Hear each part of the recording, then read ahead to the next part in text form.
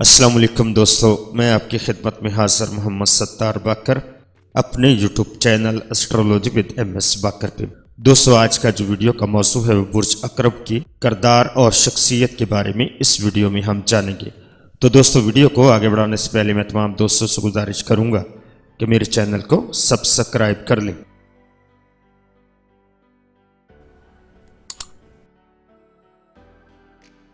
برج عقرب کے افراد کی شخصیت و کردار۔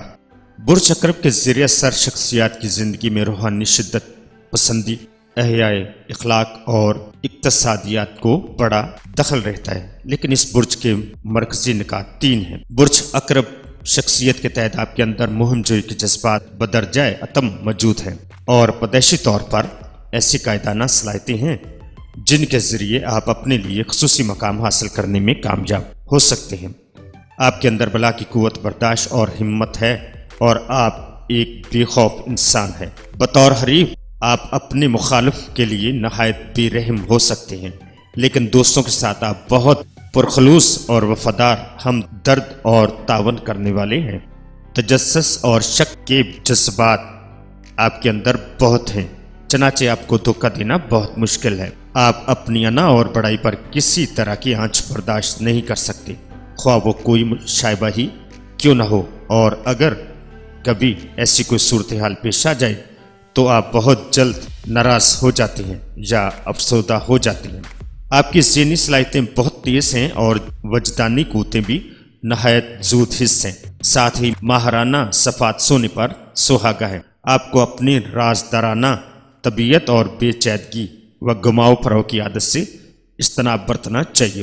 قول و فعل میں صاف گوئی اور کھلے پن کے ساتھ سیدھے سادے انداز میں کام کرنا آپ کے لیے ہمیشہ زیادہ مفید ہوگا۔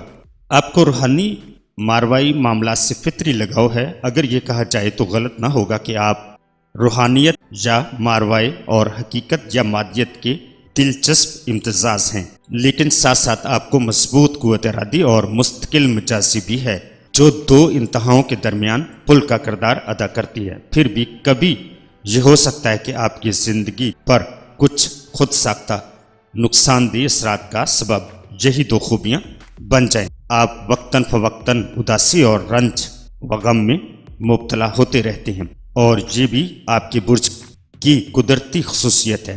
اس کے ساتھ ہی آپ کے برج میں علاج معالجہ اور دوسروں کے دکھ درد کم کرنے کی خصوصیات بھی شامل ہیں۔ آپ میڈیکل کے شعبے میں بہت کامیاب ہو سکتے ہیں، تو میں آپ کو اس بارے میں خاص طور پر یہ تجویز کروں گا کہ جب بھی آپ کوئی نیا کام شروع کرنا چاہیں، اس میں کوئی بھی اہم امور ہو تو اپنے گھر والوں کے علاوہ کسی بھی غیر ضروری فرد سے اس بات کا تذکرہ نہ کریں، ورنہ آپ کو طرح طرح کے اس کام میں مسائل پیدا ہو سکتے ہیں اور رکاوٹیں بھی آ سکتی ہیں۔